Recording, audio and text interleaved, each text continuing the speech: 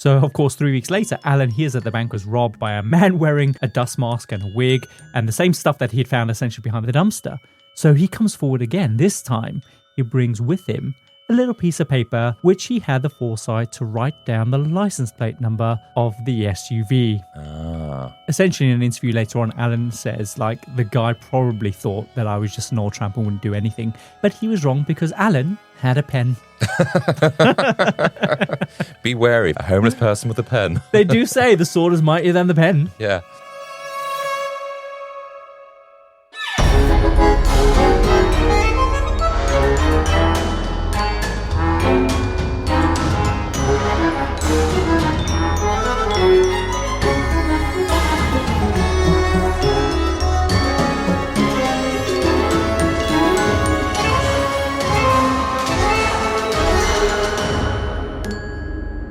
Welcome to the Compendium, an assembly of fascinating things, a weekly variety podcast that gives you just enough information to stand your ground at any social gathering. We explore stories from the darker corners of true crime, the hidden gems of history, and the jaw-dropping deeds of extraordinary people. I'm Kyle Risi, of course your ringmaster for this episode. And I'm Adam Cox, the on-site nurse for the circus. It's a dangerous event. There's going to be oochies and ouchies. And you are responsible for oochies and ouchies. I am in this indeed. household anyway. Yeah, the fire person could get burnt. Mm-hmm. The snake charmer could get bitten by the snake. Yeah, someone could get the tip of their penis burnt. Yeah, and then there's the contortionist who probably has a dislocated shoulder that I'd probably need to help out. Okay, that's good. See, we're coming up with some good examples of actual, legitimate, needed staff of the circus. I think every single member that I've suggested has been a valued member of the team. Oh, really? What about the butt scratcher hander out? People need their butts scratched, Carl. They do. Before we dive in, there's a quick heads up for all of our lovely freaks out there. Remember that signing up to our Patreon as a free member will get you early access to next week's episode an entire 7 days before anyone else. And like I say, every week, it's completely free of charge. And if you want even more, consider becoming a certified freak for a small monthly subscription. It will allow you to unlock unreleased episodes up to 6 weeks earlier, brand new, never been heard before, and straight off the press. And we are expanding our Patreon benefits even further. Now, you can have access to all of our vintage Compendium episodes from Season 1. These are all the episodes from back in the day when we were first starting out. They're all really great, but the sound quality might just be a little bit naff. So, we've sequestered those for our Patreon. And now you have to pay for them. No, you get them free if you are a Patreon. I'm sorry, cut that out. Please give us money. There are some really incredible stories in that collection anyway. For example, we've got the Voynich manuscript. Yeah. Mm-hmm. And then you've got the Argentinian football team. Yeah, 2 of my episodes, may I add. They recently did that documentary on Netflix, The Society of the Snow. Yeah, well, and we did it first, and people have literally written in, like my mum and my sister, have said our version is way better than the documentary. Stop lying, Kyle. Your mum's never listened to the show. So there's just so much content for you guys to get stuck into, and we'll also be adding even more exclusive episodes for our Patreon members as the weeks go on. So signing up for as little as $3 a month is literally the best way that you can support the show. Depending on the tier you do choose, we've got exclusive merch to send your way absolutely free. We have beautifully machine-lathed exclusive Compendium keychains, so we can always be with you wherever you go. And this is a brand new benefit for our certified freaks. And it is a special thank you for supporting us for all these months. If you are an existing member, just send us a DM with your address and we'll ship one out to you no matter where you are in the world, and it won't cost you a single dime. I'll be sending out a nice little batch of keychains at the end of April. So stand by for somewhere in May where you might get your keychain in the post in a nice pink envelope. And then we can always be near your crotch. Near your crotch. While you're at it, don't forget to follow us on your favorite podcast app and leave us a review.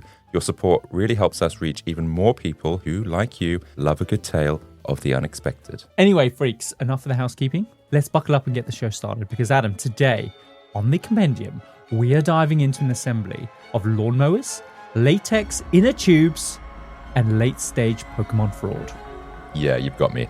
Lawnmowers, Pokemon cards? Mm-hmm. No, nothing. So when we think of some of the greatest heists in history, several legendary robberies immediately spring to mind, right? Last year in season 1, we covered the great train robbery in England, probably like the granddaddy of all the heist stories, especially from the mid-20th century. There's also the Bodacious Millennium Dome heist, which we did a few weeks back, which combined the genre of heists with something I love more, and that is a heist carried out by idiots. There's also, of course, the mysterious and still unsolved story of DB Cooper, who we also did an episode on back in season 1, where Dan, or DB Cooper, and his brazen jump from an airline with a bag of ransom cash cements his place in criminal history. Yeah, there were 3 really good episodes. They were. And now we're doing one about lawnmowers and Pokemon cards. Sounds like one of our neighbors has been burgled. So in our last heist episode on the Millennium Dome Diamond Heist, we brought you the most elaborately planned heist in British history. This week, we're bringing you the most elaborately planned heist in modern American history. A robber that has been affectionately dubbed as DB Tuber. Imagine for a second DB Cooper meets Monty Python, an operation that literally dances on that precarious line between genius and sheer lunacy. Because the star of today's story is Anthony Curcio. I believe I pronounced that correctly. I am just going to call him Tony from now on, so that'll be the last you hear his surname. Hey, Tony. Tony Curcio. So he is like a small town big shot who has his entire life ahead of him as a pro athlete, only for the trajectory of his entire life to take a turn for the worst, leading him to a series of very unfortunate decisions. Tony's plan featured elements involving an escape using a tearaway disguise, like a fucking stripper, a jet ski down an improbable tiny creek, and when that didn't work, he settled on the next best thing, an inflatable rubber inner tube. But the pièce de resistance was that Tony employed 20 unsuspecting doppelgangers that he'd recruited from Craigslist to help him vanish seamlessly into a crowd amid the confusion that he had created. Interesting. And Tony's heist was successful. And it would have remained so if his ego hadn't have let him overlook the humanity of an unassuming homeless man, eventually leading to his downfall. Big mistake. But Tony's story doesn't actually stop with a heist, because his journey then continues into a redemption story where he becomes a celebrated motivational speaker and a notorious children's book author, only for him to fuck it all up by becoming embroiled in the dark and seedy world of Pokémon. What? No, it will all become clear, Adam. Is this the same story or same person? It's the same person, the same story. But what makes today's story so brilliant is Tony himself. Like, he is just extreme. He lacks any sense of impulse control. Like, we've all had those moments where we've just been like, I can see a security van coming along. I know there's like tens of millions of dollars in there. I could just rob that fucking thing. But the thing that stops us is impulse control, right? Uh-huh. Tony just has none of that. And that's what makes his story just so wild. So Adam, today on the Compendium, I'm going to be telling you about one of the most elaborately planned heists in modern American history, with the now infamous story of Tony Curcio, also known as DB Tuber.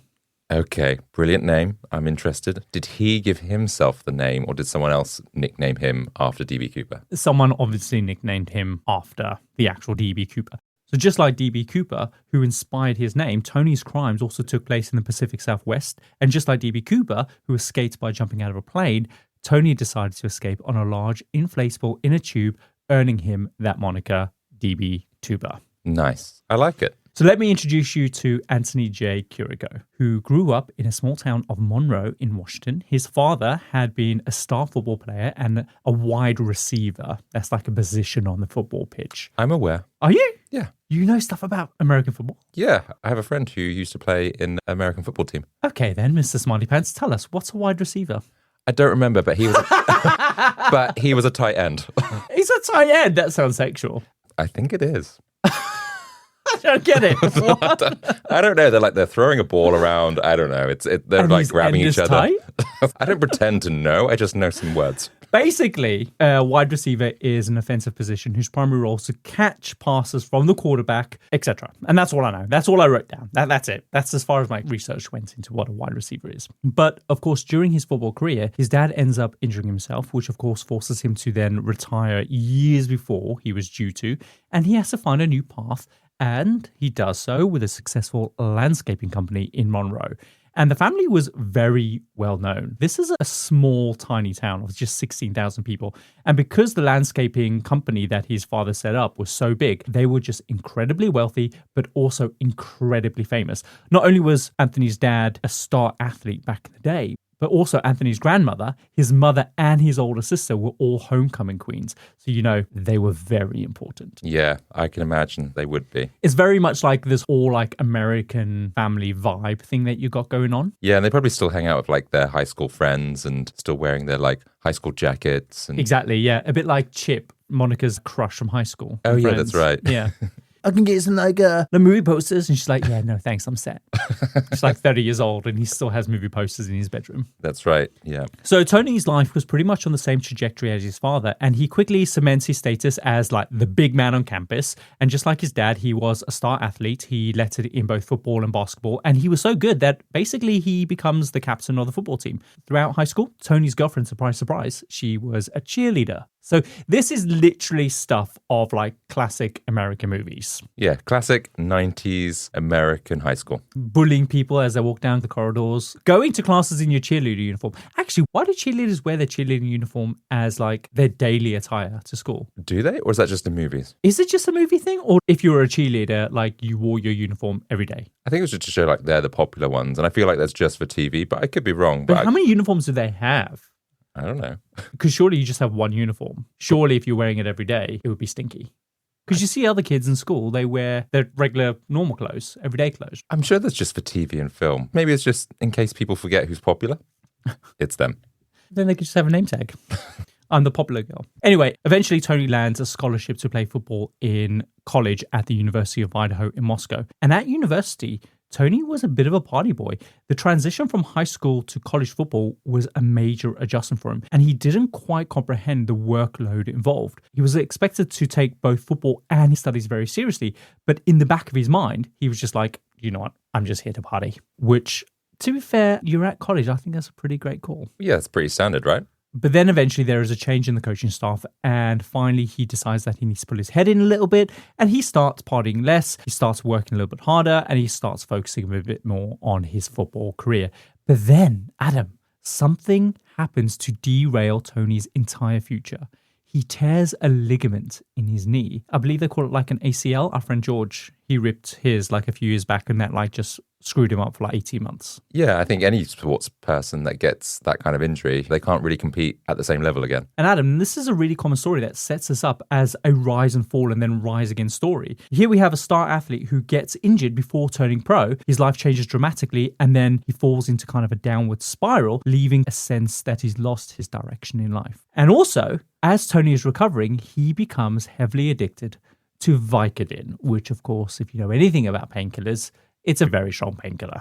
Mm-hmm. It's not like codeine, where if you want a relaxing night in, you just pop a couple codeine and have like 6 glasses of wine. It's not like that. Is it like having some lorazepam? Lorazepam? Piper, no! She's brilliant. She is genius. As more of a case of like, because she was out of lorazepam, she's I'm going to have to drink myself to sleep tonight. I mean, the aim of drinking as someone in your 30s is to not be able to feel your emotions after 10 o'clock. It is for me at this stage of my life. You don't drink, remember? I know I don't drink, but I'm thinking about starting drinking again because I just can't take the emotion. Okay. So despite his addiction, he does actually manage to pick himself up, and he starts his first business, Tony's Gaming, where he buys and sells casino tables and other kind of gaming merchandise. But within a few months of opening to the public, Tony's Gaming is unexpectedly shut down when the Washington State Gambling Commission and the local police, they raid the business and confiscate all his inventory, stating that he did not possess the necessary permits to physically sell these products. I was going to say, I would have thought, because America takes gambling quite seriously, it's different by state. I would have thought, yeah, you needed like a license of some kind to sell that. Exactly. So they were pretty much questioning whether or not he had the correct permits. I'm not sure if it turns out that he did, but it sounded like there was some kind of other rival that was involved here that just reported him to claim that he didn't, and therefore that would disrupt his business practices. This is yet another setback for Anthony. His addiction to painkillers ends up getting worse, and when doctors refuse to fill his prescriptions, he deliberately kicks a table to further fuck up his knee, so the doctors will then just re-prescribe him the painkillers that he needs. Can you imagine that? Like, this is a serious injury, and because you're so dependent on these drugs, you're like, do you know what? My leg has been really well for the last 10 months. What I'm going to do is I'm just going to make it worse, so they'll give me painkillers. Yeah, that's really sad. And obviously the state that he must have been in at that time, yeah, that was just a quick relief. And I guess if things are going wrong in his life, then this is a way to escape that. Eventually, this tactic stops working, and so Tony decides that he's going to sit down at his computer and he is going to start forging prescriptions. Right. I mean, it's the logical step, right? It is. This is just escalating. He is spiraling downwards, essentially. So his family and friends, they sense that he is starting to spiral. They pressurize him to kind of start looking for professional help. And he ends up completing an inpatient program at a drug and alcohol treatment facility before returning home to his small town of Monroe. And because everyone knows who he is, like they all know his business. So if you're like walking down the street, a dozen or so people would know you by name. And even if like you haven't seen them for years, they'd be like, "Hey, Tony, how you keeping? You doing well?" Sort of that kind of sort of thing. Do you know what I mean? And I don't know why they're all Italian, but in my mind, they're all Italian. That was Italian? Rude! You can do better than that. I really can't. All right. That was all I had. All right, moving on. So, of course, now sober, Tony ends up marrying his high school sweetheart and, of course, ex-cheerleader Emily. Eventually, they start a family. Tony finds work and success as a real estate agent, and together, him and Emily, they start flipping houses, which they make a ton of money doing, so much so that people in their social circles, they are convinced that they're going to eventually have their own house renovation show. Oh, really? Yeah. So they're that good at it? Apparently. I don't know what makes someone good. Like, I guess they're making money. That's probably a good sign. And so throughout all this success, Tony starts becoming a bit of a douchebag. He becomes really super materialistic. It was always about what car he was driving, what bars he was frequenting, the clothes that he was wearing. He later says that this was a result of the lost promise of his life after obviously injuring himself. And he felt that he needed to be as successful as his father. And if he wasn't going to be a pro athlete, then he was going to try and make up for it in other ways. And this is what he decided to do. He went into real estate and he was pretty damn successful. Yeah, but you can be successful without being a douche. Yeah, he's a douche. I think his dad was a douche as well. I don't think being a douche was the problem here. I think for him anyway, I think that was just a natural recourse because of who he was and how famous he was. And he was a big shot, essentially. I think he was always going to be a douche. And during this, does he have any sort of relapses? Well, I mean, this is a rise and fall and rise and fall and rise again story. So, Like a roller coaster. yeah, it is essentially because the first relapse is about to happen because the housing market begins to crash in 2007 and continues to do so well into 2008. Now, I know you're quite business savvy, so you'll know that if your business revolves around houses and houses aren't doing very well, then you're not really doing very well. Yeah, that makes sense. So initially, their early success put them in a good financial path, but after one house requires more money to renovate and kind of brought in less than expected, things start kind of looking a bit bleak for them. So to make ends meet, his father convinces him to work for the family's landscaping company, and on the side, he also takes up a job coaching at the local school. With all the added stress, his pill addiction returns, and despite having completed 4 drug and alcohol treatment programs,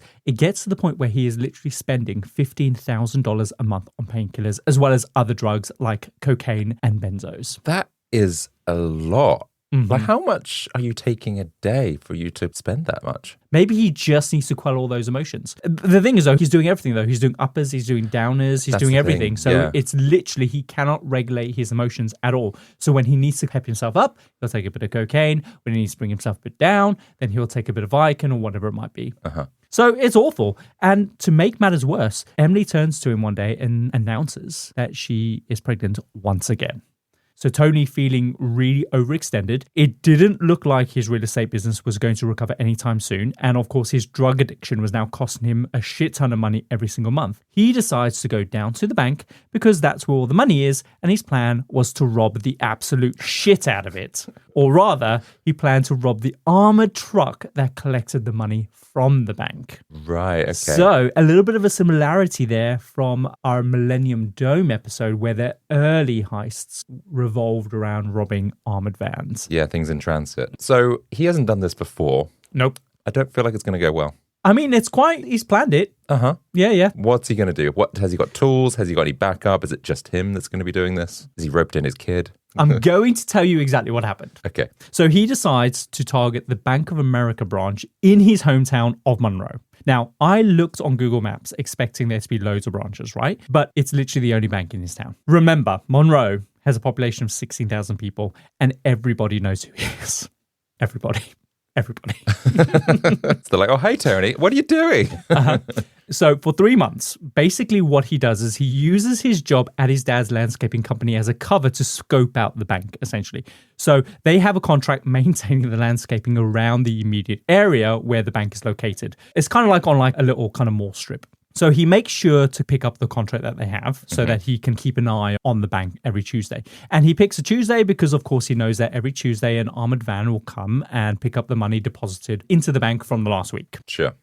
So staff greet him like they're casually like, hey, Tony, how's it going? He's like, shut up, I'm staking out the bank. Security guards, they pay no attention to him because, again, they know exactly who he is. They see him pretty much every Tuesday. He's blending in plain sight. Exactly, and they know him by name. So he notes down the security guard's usual routine. He closely watches the armored car drivers, how they exit the van, how long it takes them to collect the money from inside the bank, and then how they load the money into the actual armored van before then driving away. He makes sketches of the location, like he marks out where all the cameras are inside and outside of the branch. He even estimates how much money was being transferred to the bank and how much is also being withdrawn from ATMs that people are using. So like every person who approaches the ATM, he's like, yeah, I reckon that's $50. How is he? I guess he's maybe taking an average or something. Maybe, is he asking him? Hey, Ezekiel, how much you taking out the bank? They're like, 150. And he's like, good, thanks. And then he writes it down, and then that's how he gets an estimate. That is very suspicious. It is very suspicious. Basically, he's probably just estimating, roughly maybe trying to look to see how much people are taking out. He also then considers the location of the bank in relation to the local police station, where he also then calculates the probable route that the cops might take if they were called and figures out how much time he would have if they were responding. He literally notes down everything. As Tony puts it in an interview that he does with a sportsman, for like a month and a half every Tuesday, he watched and studied the routine of the bank and the people surrounding it. And he says there was essentially loads of planning and logistics that were involved in this. He then needed to start working on a disguise.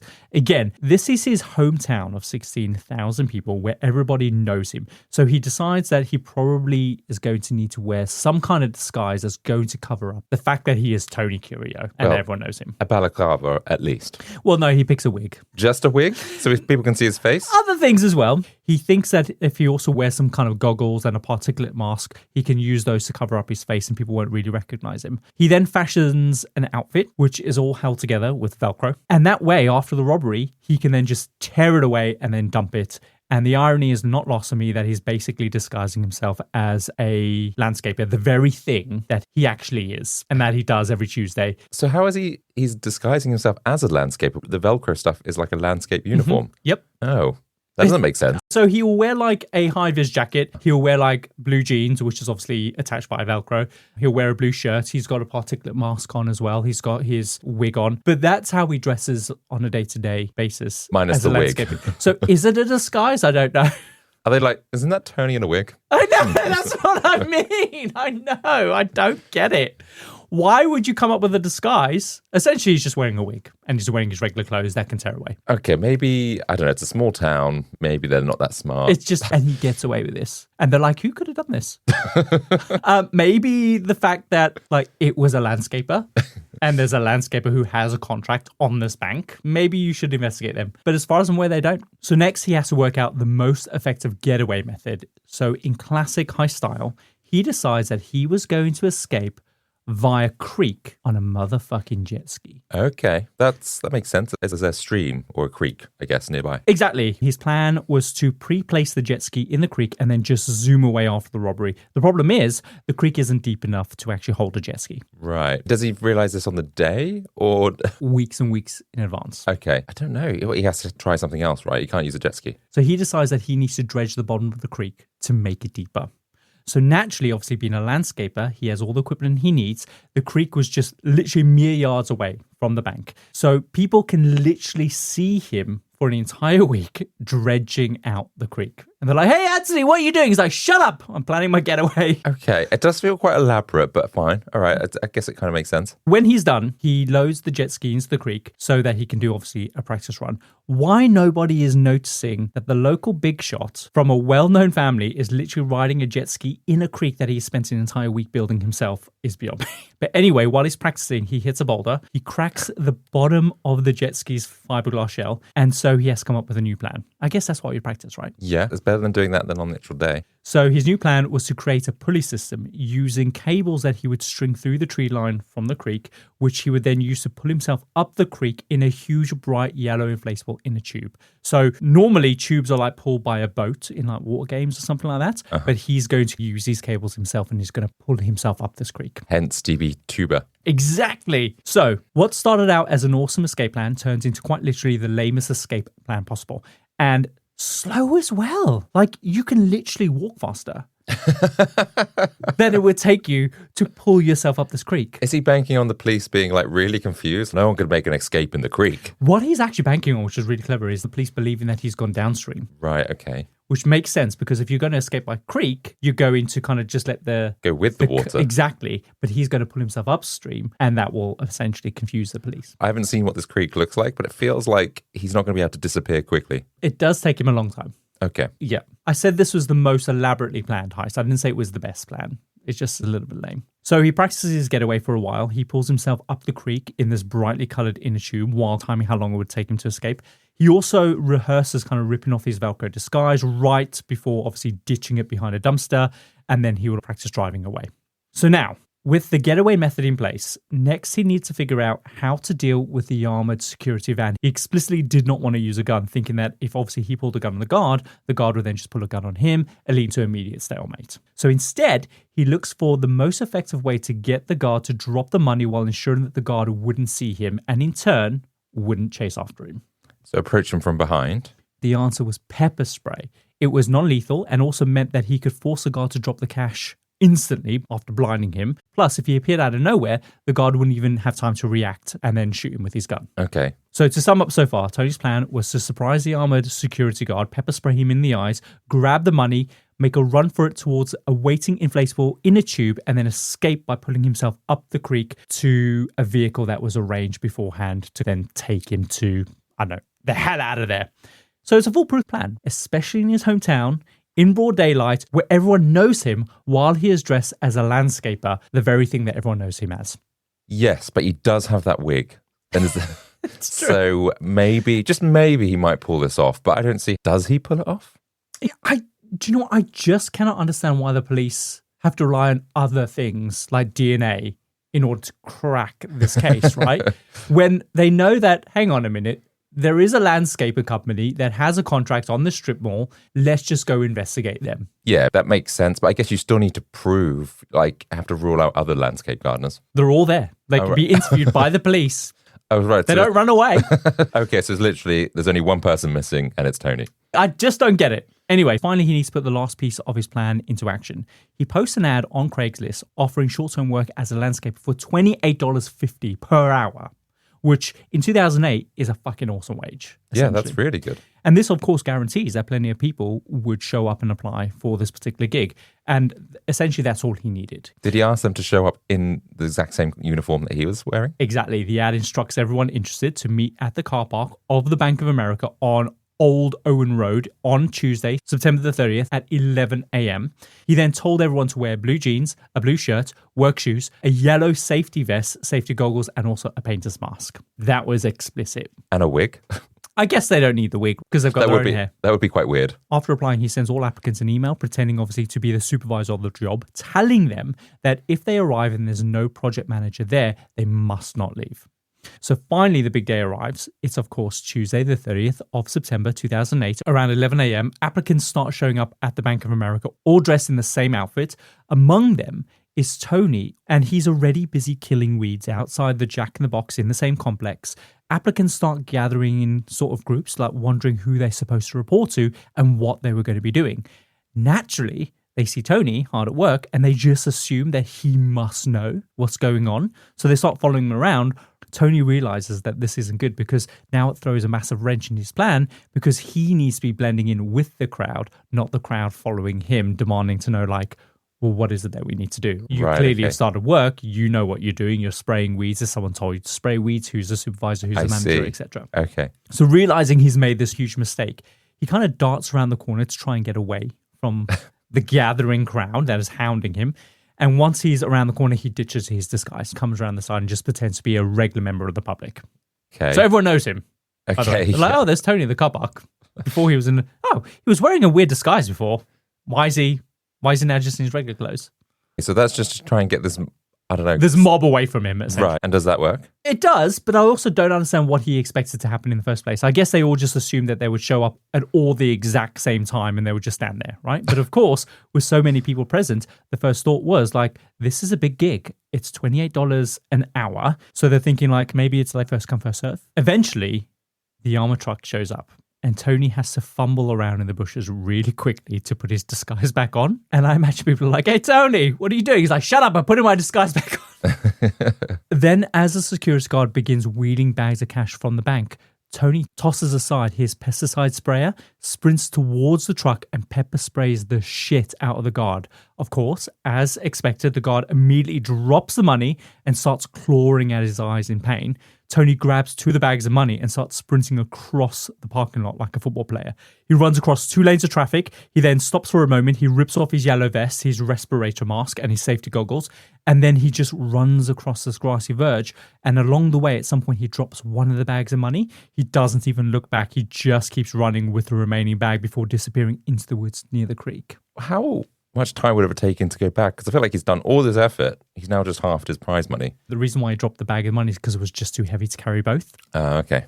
So suddenly the landscapers, all waiting in the parking lot, who have clearly just witnessed everything unfold, realize in that moment that they weren't going to get paid that day and that they had actually just been conned into serving as decoys for a bank heist. And I don't know if this is genius or just plain stupid. Essentially, though, he has just hired 20 witnesses. And remember, he sent them an email telling them what to wear. Oh, no. I don't know if he used his own email address. He probably didn't. Oh, God, I didn't even think of that. I know! The police don't put this together. I just don't get it. But, initially I thought, okay, smart, almost having these decoys around. Mm-hmm. But yeah, like they're going to ask, what were you doing here? I was told to be here. And then they look at the email address. So it's Tony. That's weird. He probably didn't use his own email address. Probably. I doubt anyone is that stupid. But the point is that it's known that his family have this contract for this strip mall, right? And this heist has taken place with a bunch of people dressed as gardeners or workmen, right? So I don't understand why they just didn't put those two things together. Yeah, I think the stupid part of this plan is the fact that he hasn't led them down a different path enough. Like, the first thing that they're going to start with is his family's company. But the cops don't put it together. Anyway, I feel like this is a perfect time to take a quick break. And when we come back, we'll follow Tony into the woods and see how his inner tube plan turns into one of the slowest, strangest getaways in criminal history. Oh, God, it's going to get worse. So, Adam, we're back. What are you thinking about our poor little mate, Tony? I think, well, so far he seems to have he's fooled everyone, weirdly, but I don't know if he's going to make it out. Like, how is he going to get upstream? I'm intrigued by this. So Tony does get away with at least one of the bags anyway. But it was also the best bag because in that bag was $400,000. Oh, wow. That's quite a lot. And that's just one of the bags. And just to think how wild that is in 2008, that a bank was handling that much cash in a single week. I find that really weird. Like, who has that much cash? Everyone uses credit, right? But maybe back then it perhaps wasn't as common. It turns out that Tony specifically planned the heist for that week because he knew that a fair would be in town. And also, September is like a huge shopping month as well, with loads of people getting ready to go back to school, meaning that there was a lot of loose money around. As for why Tony dropped one of the bags, it was just because, like I said earlier on, it was just too heavy. He said, though, that the adrenaline kind of definitely helps, but in the end, he just had to let one of them go. Luckily, it turned out to be the best one. He was expecting to have had a haul of around about $330,000 based on his estimates of watching people take out money in the bank, knowing that a fair was in town, etc. So in the end, the fact that it contained $400,000 in just one single bag was essentially the jackpot for him. Yeah. So Tony reaches the edge of the creek. This is where obviously the yellow inner tube is waiting. He loads the cash. He slowly pulls himself up the creek using the pulley system that he kind of rigged up through the trees. How long do you reckon it took him? How long has he got to pull himself up for? Is it like... It might be easy if I tell you how far he needed to travel. Okay. 200 yards. That doesn't seem that many. But I reckon he probably took about 40 minutes. I think you're missing the bigger point there. He was going to make this journey on a jet ski. Oh, yeah. He is traveling 200 yards. That's 180 meters. Could he have not just walked a bit further? That's what I said. He pulled himself 200 yards as part of an elaborate escape plan. You're right. He could have walked. Yes, so is it because by going in the creek, he'll be out of sight, whereas someone could see him walking on the riverside or whatever it is? It took me so long to work out this needs to make sense to me.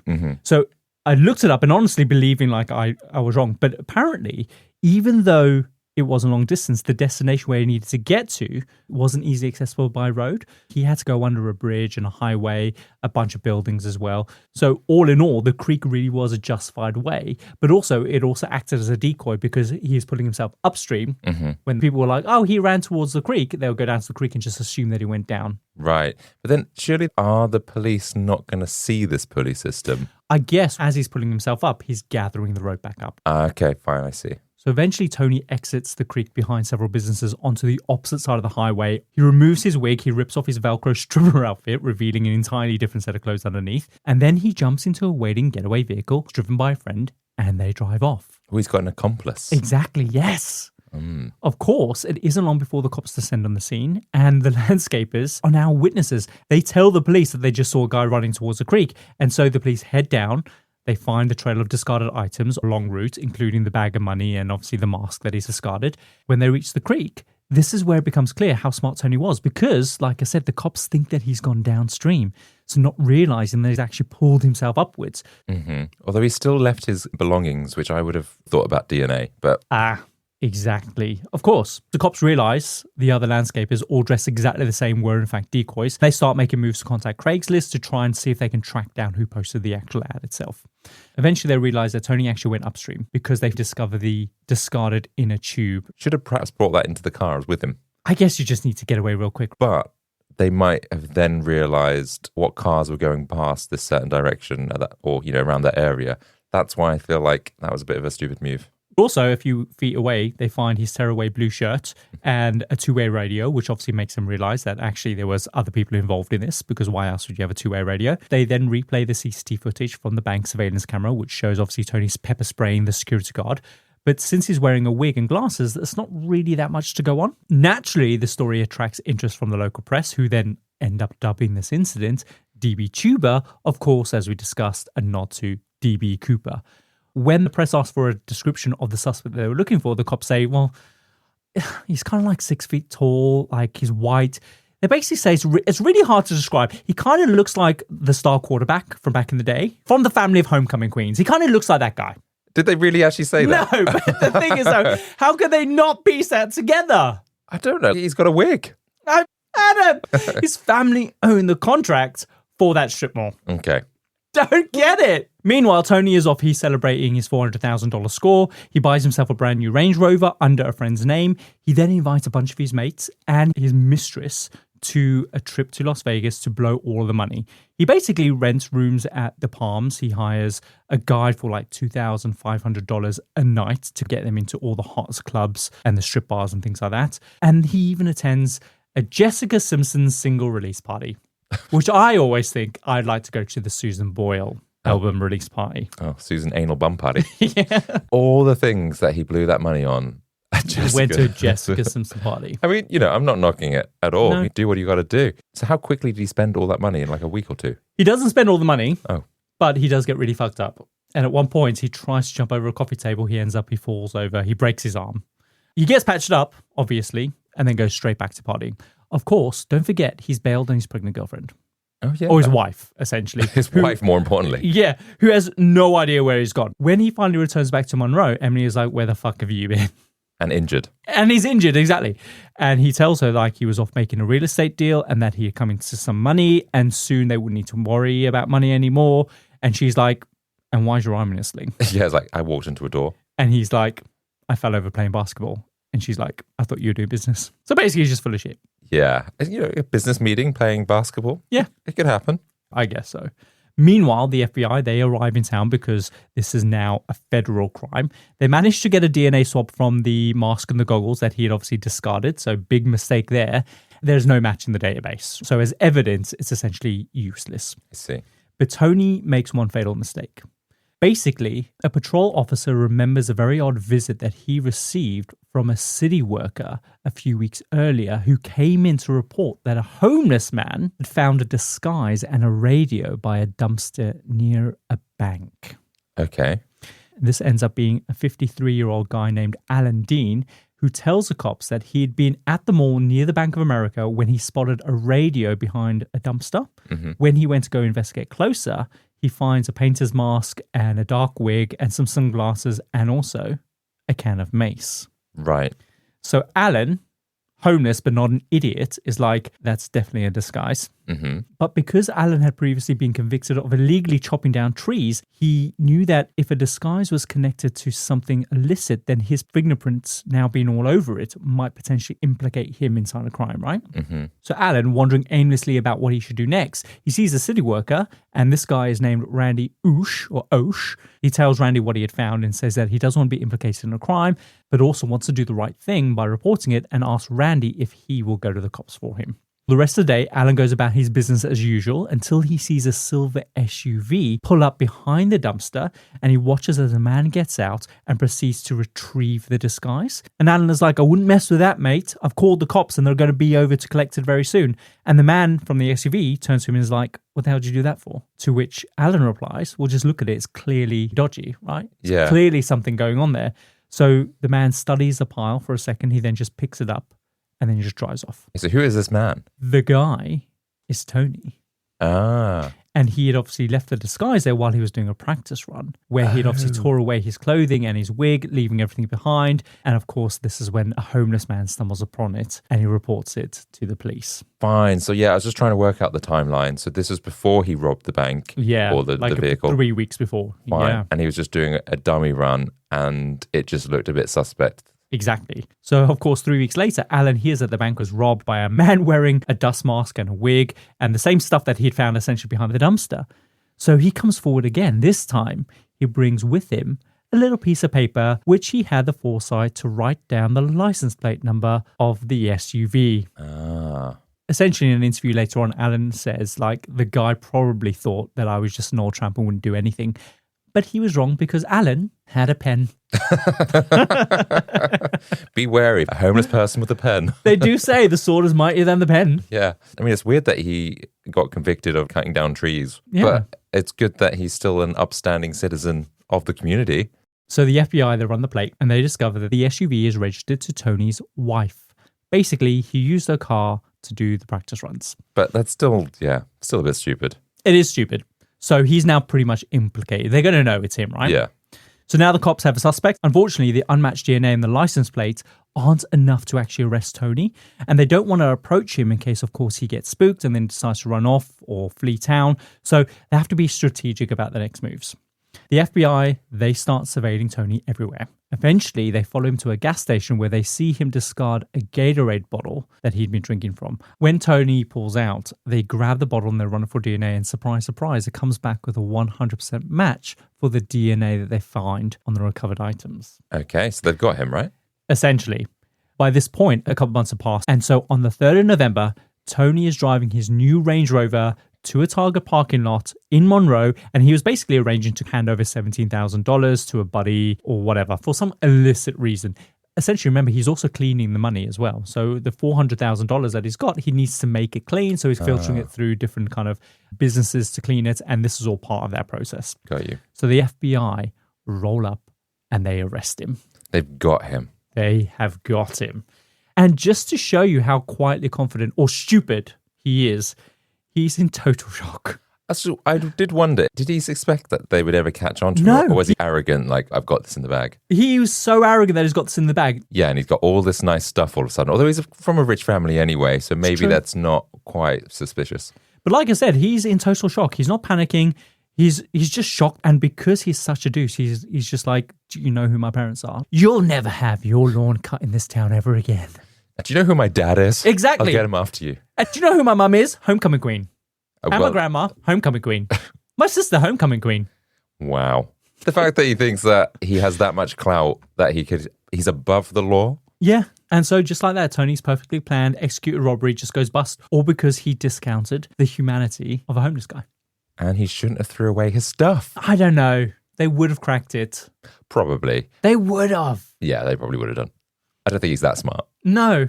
Of course, Tony goes to jail for first-degree robbery. Initially, he is released on bail, but then like an idiot, he tries to contact a witness, and that one witness immediately runs to the cops. Then he's busted essentially for witness tampering, and he's sent straight back to jail. What witness? One of the decoy people? I have no idea who it was, but Adam, 16,000 people. He was staking out the bank for weeks. Mm-hmm. And they're like, hey, Tony, what are you doing? Shut up, staking out the bank. Someone has gone to the cops. They've also seen him dredging the lake, practicing a jet ski inside the creek. Someone has seen him.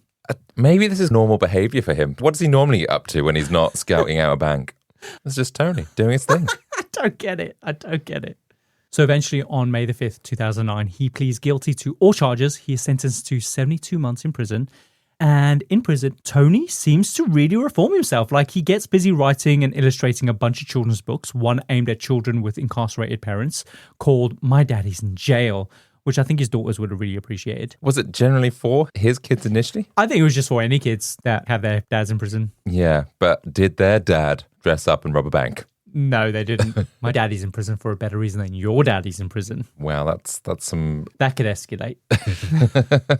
And so while in prison, he connects with an author interested in writing a biography about him. They start exchanging letters back and forth. And when he is released, he ends up writing a book called Heist and High, a cautionary tale, essentially warning people not to make the same mistakes that he did. He's like, don't even bother with the jet ski. It doesn't work. So what, this is like a how-to guide for those that are looking to rob a bank? No, in all seriousness, it's like delves into kind of the psychological and emotional toll of like addiction and making kind of some pretty seriously flawed decisions in your life and what that can potentially lead to. Oh, so he's come to the realization that actually he's made a long series of mistakes. Yes, exactly. He then turns his book into a hard-hitting redemption story, and eventually he lands his own TED Talk, and bam, he carves out an entire career as a motivational speaker, working with various youth groups, giving presentations on drug abuse prevention and the importance of making positive choices. And he gets back into football by coaching the local youth team. All in all, he has essentially turned his life around a little bit. Did he ever have to pay back any of the money? I don't know. I guess they just took all these assets, right? Oh, he's like having to pay it back with these like speaking gigs. Yeah. Possibly. And basically in his presentations, he explains that his time in prison forced him to ask, how did I get here? How did I get here? Who put me here? Whose fault is this? Well, it's his. Exactly. Like, Tony, it's your fault. It's not that deep. Eventually, he realizes that it was, of course, his fault, nobody else's. And through that realization, he learns to hold himself accountable for his situation, understanding that he could control the direction of his life and just him alone. Yeah, it all started from that ACL tearing. So is this like a warning to those that expected a career in sports or something like that and it's been taken away from them? Sure. It's a warning. I think that's very niche. If you're targeting specifically sports people who have torn their ACL, you're not going to sell that many books. Probably not. You need to probably target a wider range of people, just general people, just don't go into life of crime. Not just ACL, like tennis elbow. Carpal tunnel. Yeah, sprained wrist. So through this realization, he starts to realize that he needs to stop focusing on himself, that his life now wasn't about him, it had to be about his kids. That's when the transformation happens. He essentially redeemed himself and began showing others how to do essentially the same thing. That was until Tony got busy in the black Pokemon trading card market, scamming buyers out of a total of $2 million through fake PSA gradings. That is $2 million. Mm-hmm. And like, he's probably scamming kids. No, I doubt it. I guess they're not really getting their Pokemon cards graded. No, they're not. But I reckon he probably is. I reckon he's going to like schools and I reckon he's doing some like dodgy dealings, swapping some fake Pokemon cards. What do you know about PSA gradings? Am I right in saying that you send it away, it gets graded by an independent authority, something like that, and then it comes back and it's got a certain star, if it's got any scratches or corners bent or whatever, and so like the grade A or the best grade, it then says, yeah, this card or whatever is worth $10,000. Sure. Yeah, so surprisingly, you've got a really good handle on it because this is all completely new to me. So for context, to help explain what we're talking about to our listeners, there is a company that functions as both a card authenticator and a grader. For a fee, you send them your collector's card and they verify it, whether it's like a baseball card or a basketball card, a hockey card, or even a Pokemon card. Mm-hmm. They rate it on a scale of 1 to 10 based on its condition. So 1 would mean that it's in terrible shape. Basically, just throw it away. And if it's a 10, it basically means it's in perfect condition. Of course, the higher the grade, the more valuable the card is. Yeah. So after they inspect the card, they seal it in this really distinctive tamper-resistant plastic case to kind of preserve its condition. They apply a grading along with a certification number on the barcode, and then they send it back to you. So, for example, like the 1986 Fleur brand Michael Jordan card graded as an 8, that card in that condition would fetch $7,000 at auction. Wow. But if you had the same card graded as a 10, so just 2 points higher, what do you expect that to go for? 15? 185,000. So actually 185 to 203,000. That is quite a big jump. That's a huge jump. What is so special? What's like an 8 and what's a 10? Like, how do you... It's like pristine condition. But then what's an 8? Because 8 feels like a good condition. So that's got, I don't know, one little scratch and it like knocks down, I don't know, 100,000. Yeah, it's wild. It is crazy to me that people spend their money on these trading cards. Well, I had a friend who used to send, the same person who was the footballer. Yeah, the tight end, I think he was. So he used to send, I think it was during lockdown, when Pokemon kind of came back round again. I remember they would have to send them away. And there was like such a backlog, like your cards could be with them for like 6 months. Oh, wow. That's just There's just one person working on them. Yeah, but that was just like how big and popular it was and people were getting their Pokemon cards graded. We went to our friend George's house the other day and I was surprised that in his bedroom, he's got like loads of Pokemon cards on the wall in cases. On the wall? Yeah, he's a collector. Oh. It's weird. The more you know about your friends, the less you want to know about them. Yeah. So this is where Tony comes in. He thinks, rather than sending my card over to this grading service, I'll just do it myself. So he buys a bunch of equipment to help him do this. He buys like a protective grading case. He buys barcode labels, a magnifier loop, a handheld inkjet printer. He gets like a lock cutting kit, electrical grading pen, abrasive buffer. Essentially, Adam, he is setting up a counterfeiting operation and he does this all online. Everything online. It's easy peasy. So he's going all out at this then, like getting all this equipment, because he's not, it sounds like he's actually trying to, I can't work out if he's intending to do a good job of grading these cards. He's not going to be grading the cards on behalf of other people. First of all, he isn't making fake cards at all. They're all real cards, but they're just ordinary cards. Maybe they're like graded like at a 6 or something. So what he's going to do is spruce them up ever so slightly, and then he's going to pass them off as like 9s and 10s. Right, okay. So like Ken, essentially. He's going to make them a 10. And then when he's done, he wants to sell them for insane prices because he knows that if he can afford like a grade 8 card, right? If he can just make it pass off as a 10 or even just make someone believe that it's a 10, then he can sell it for like 180,000. So he's selling them on. He's getting these cards and selling them on. He's not like getting them sent to him, grading them and giving them back to the person. No. Okay, now I get it. So once he has these fraudulently graded cards, he'll then list them on this huge trading marketplace called the Manhattan Marketplace. He also will attend various card shows and card shops, which are just filled with people who just don't know any better, basically. So they're like low-hanging fruit. He can make a few $1,000s by selling them like really great kind of graded, fake graded cards. Sometimes the buyers will receive the card and they're like, this is clearly not the grade that I paid for, right? So they know what they're talking about. So naturally, they threaten to report him. And Tony just says, sorry, we just sent you the wrong card. Send it back to us and we'll return your money. Then, when the card is returned, he'll then just sell that to the next sucker that comes along. Of course, he does this all under the fake name of John Steele. Because if you obviously Google Tony Curigo, it turns up that he's a fucking bank robber. So it's not good for maintaining that trustworthy reputation. But the irony of using the name John Steele is not lost on me. John, of course, the most generic name you can possibly find. And Steele? Mm-hmm. Like, really? These people are like asking to be scammed. John Steele sounds like a real person. It's a powerful name, but it's clearly fake to me. Steele. Like Max Power. Yeah. Where'd you get it? Hairdryer. Occasionally, though, when someone would complain about receiving a fraudulent graded card, Tony gives them the phone number of a literal Hell's Angel motorcycle gang member. So when those buyers call to get a refund or whatever, basically they just scare the shit out of them in the hopes that they'll just cut their losses and just like not take it any further. Does he say like, oh, you need to speak to Diane in customer services? This is bloke. It's like, whoa. Oi, what do you want? Hi, Diane. Yeah, meet me down in the office. Bring the card with you. So he just like would threaten them and said people would like back off and not take it any further. Essentially, yeah. So the question is, where does all these Pokemon cards fit into all of this? So there's this 1999 Pokemon Venusaur card. Do you know it? Oh yeah, like the one that evolved from Bulbasaur. So do you know the significance of that particular card? The 1999 Venusaur card? Oh, no. Okay, there's also a 1999 Pokemon Charizard card. So the Charizard, yes. I actually have a Charizard card. I don't know where it is, though. Is it a grade 10? Probably not. What do you think it is? It's probably like a 7. Liar. I bet you that you get that graded that like, just throw this away. No, it's we'll just put it in the bin for you.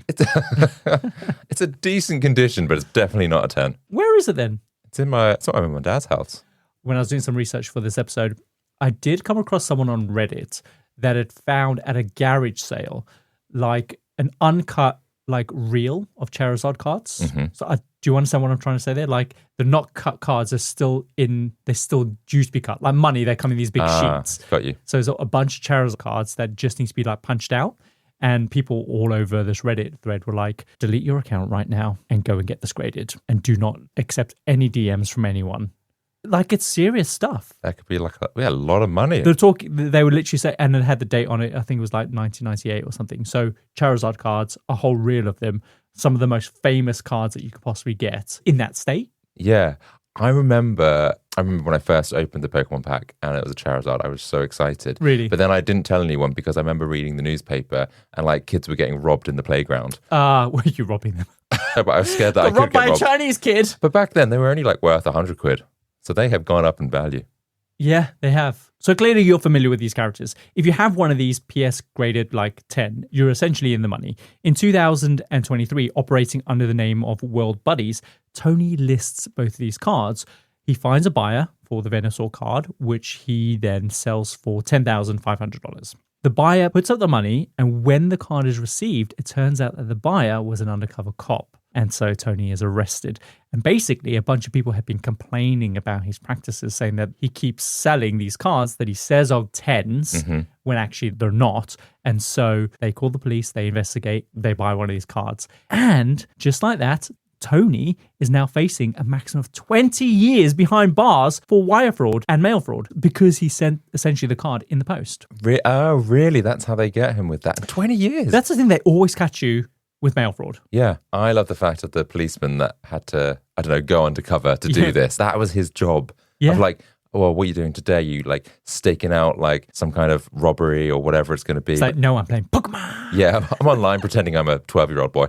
Like, what? I don't think there's 12-year-old boys out there that have got $10,000 to buy a Venusaur card. I reckon if they've traded right, then they will have. Do you Anyway, so that's how he got busted. Basically, a bunch of people complained. And so all of this is still going on at the moment. He hasn't been convicted yet. So we'll have to wait and see whether or not he actually gets 20 years. And, you know, I don't know if I feel sorry for him. I mean, he's committed a crime. So, I mean, and he's getting money out of people. I don't know. I always agree with people sticking up to the man. That kind of mentality. But because he seems like such a douche, I almost don't feel sorry for him purely for that reason. Is he sticking it up to the man? I don't feel like he's doing this and trying to like also give back to the community or anything like People that. who stick it up to the man aren't giving back to the community. He's not a Robin Hood. I know, but I just feel like he's selfish, he's a douche. And yeah, all those things. He's scamming people out of money at the end of the day. He's not sticking up to the man. We'll have to wait and see what happens when this court case all wraps up, which of course we'll keep you updated about. But he's likely to be going away for a long time. For Pokemon cards. For Pokemon cards. What did your dad get for a present for? Trading Pokemon cards. And Adam, that is the story of DB Tuber, the most elaborately planned bank robbery heist in American modern history. Yeah, he's quite an entrepreneur in a way, like all the wrong reasons. But yeah, I feel like if he does go to prison or he does get out of prison, he's just going to do something else. I mean, for me, I find it difficult to understand his line of thinking. He did do an MMA on Reddit a while back, and someone asked him, like, why after the bank heist didn't you just quietly take the cash and move to another state? Because remember, like I said, he stayed in Monroe, the town where he committed the heist, where everyone knows him. And so he was really brazen when staking out the bank and like dredging out the creek. Like, he was bound to get caught, so why didn't he just leave? I don't get it. They would have caught up with him though, right? Yeah, but I think they would have made it harder if he did just leave town. But he says that he didn't want to live without his family or be on the run. But honestly, he could have just taken his family with him. He was also asked why, after coming out of jail, he went back into crime, especially after building an entire brand on being this reformed criminal, like warning others not to make the same mistakes that he did. And basically, he says that after he robbed the bank, he tried to invest the money in legitimate businesses to clean the money. But obviously, that's much harder than using dodgy businesses because, of course, none of them really want to get involved with. I mean, if you're willing to clean some money for someone, then you're probably a criminal yourself, right? Well, yeah, you're taking a cut of that, surely. Exactly. He says because of that, he just wasn't ever able to escape a life of crime. But he's just a phony then when he was giving all these TED Talks and stuff.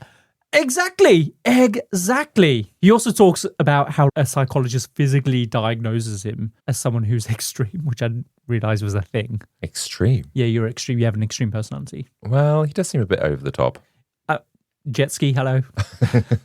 And that's the thing, though. He just doesn't seem to have any impulse control. Like, we've all seen those armored trucks and thought to ourselves, like, yeah, I could just literally just press my fingers into the security guard's eye sockets and then run off with the money. Do you know what I mean? But the thing that stops us is the fact that there's consequences to our actions.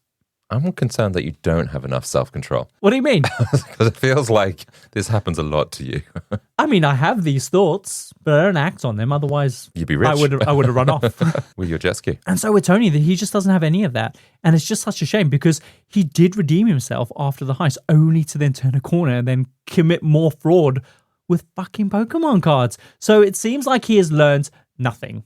And so the takeaway here is so often the people that are doling out this advice on how to better yourself and how to be the best version of yourself are normally the ones that are like the biggest hypocrites. Do you know what I mean? The ones that are physically doing the crime or the ones that continue to fuck their lives up even more. And so I generally do not feel bad for it. No. And it makes me think that anyone that gives me advice, I'm like, what are you up to? Exactly. That's why you should always be dubious or like suspicious of people out there on the internet that are like, try out like 10 ways to make yourself a millionaire. Well, are you a millionaire? I don't know. Yeah, they just got like a course or something. Yeah, That's exactly. all it is. At the moment, it's all about YouTube automation and stuff like that.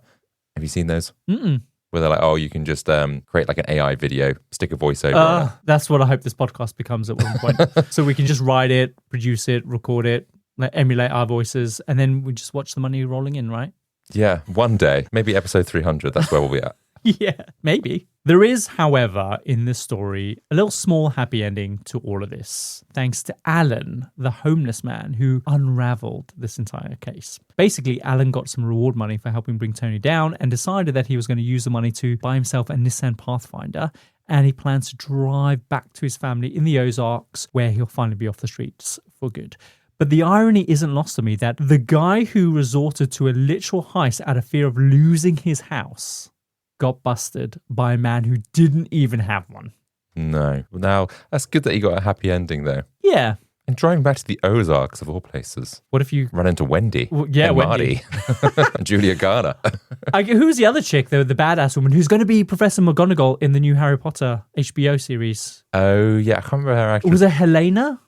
I can't remember the actress's name. She was, but she's the lawyer, basically. She was also in that God show with the Greek God show. Do you remember? She was. That's what I was saying. She was Helena in Chaos, yes. wasn't Yeah, she? yeah. She was a brilliant actress, and she's going to be Professor McGonagall. I see it. I think Interesting. she'll be good. I think so, but she's maybe a little bit too aggressive.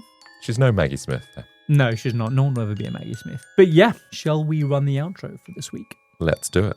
And that brings us to the end of another fascinating foray into the Compendium and assembly of fascinating things. We hope you enjoy the ride as much as we did. And if today's episode sparked your curiosity, then do us a favor and follow us on your favorite podcast app. It truly makes a world of difference and helps more people discover the show. For our dedicated freaks out there, don't forget that next week's episode is already waiting for you on our Patreon, and it is completely free to access. And if you want even more, then join our certified Freaks tier to unlock the entire archive, delve into exclusive content, and get a sneak peek at what's coming next. We'd love for you to be part of our growing community. We drop new episodes every Tuesday, and until then, remember, if your master plan includes Craigslist decoys, a jet ski, and Pokemon cards, maybe rethink your career path. See you next time. See ya.